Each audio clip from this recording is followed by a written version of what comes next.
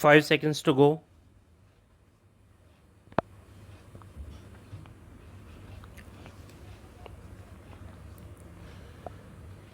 Start.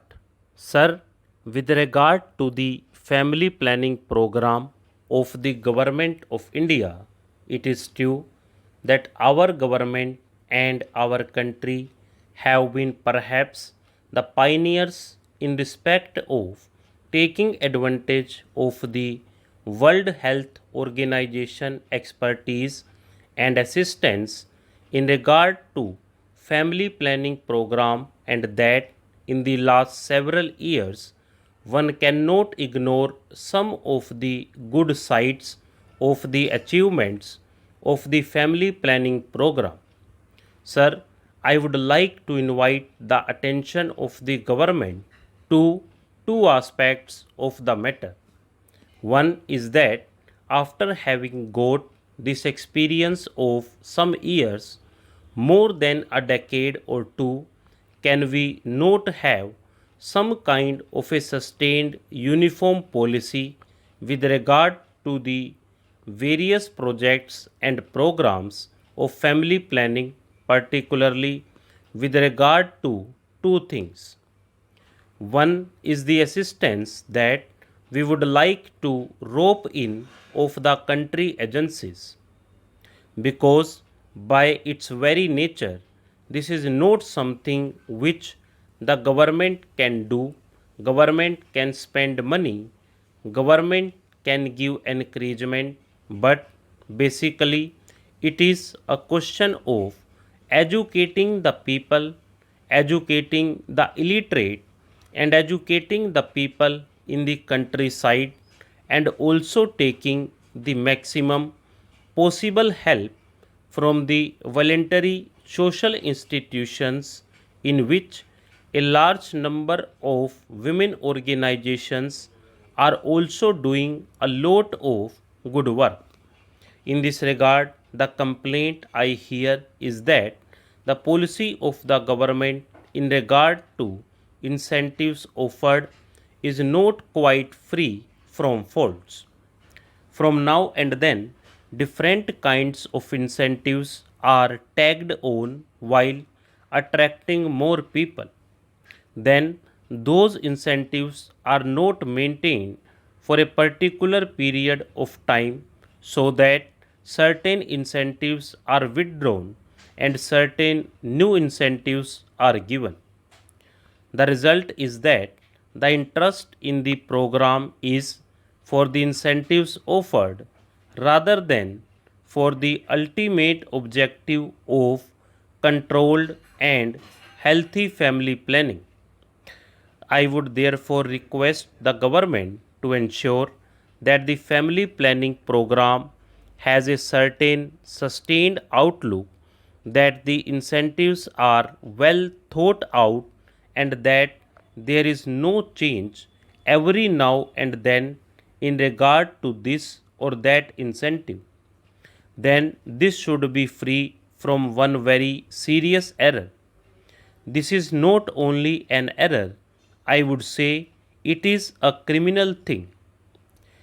In the name of operations, a large number of old people, children, and boys are also booked into the whole thing, because they get some extra financial incentive. Now, I come to demand about the freedom fighters. I endorse very warmly many of the points which my honorable friend made when he talked about genuine and bogus freedom fighters.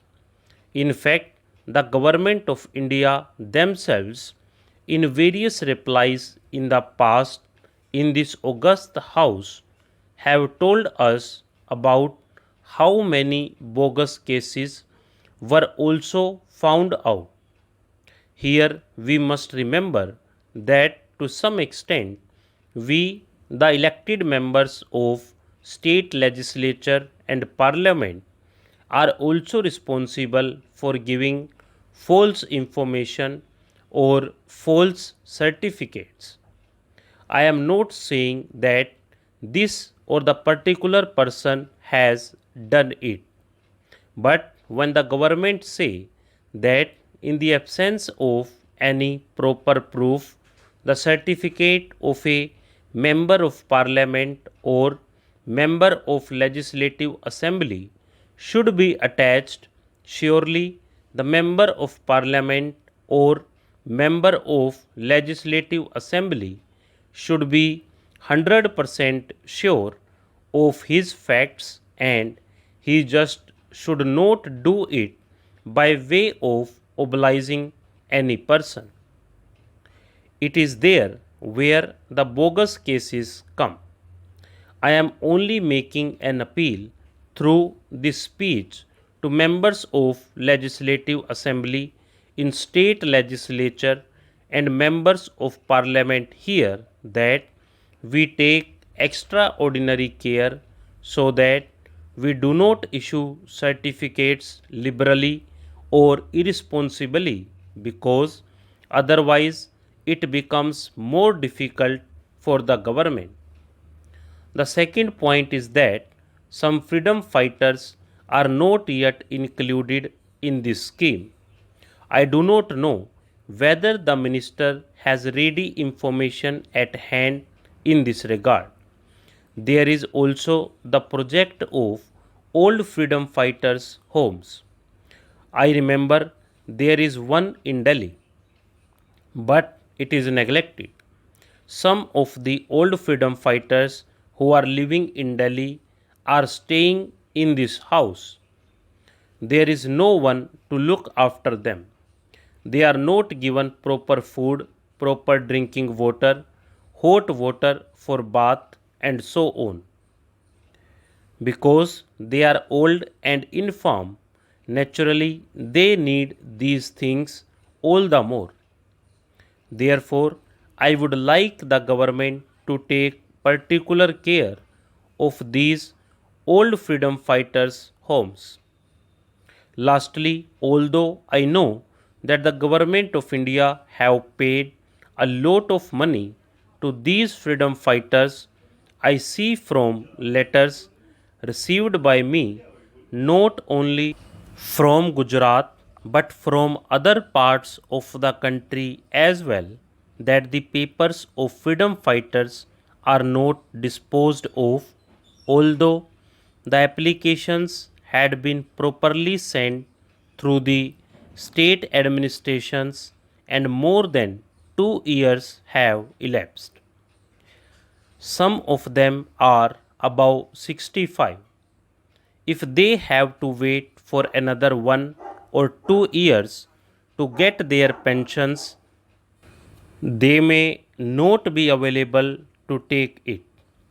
We are prepared to give some additional grants if the minister wants it that way to them.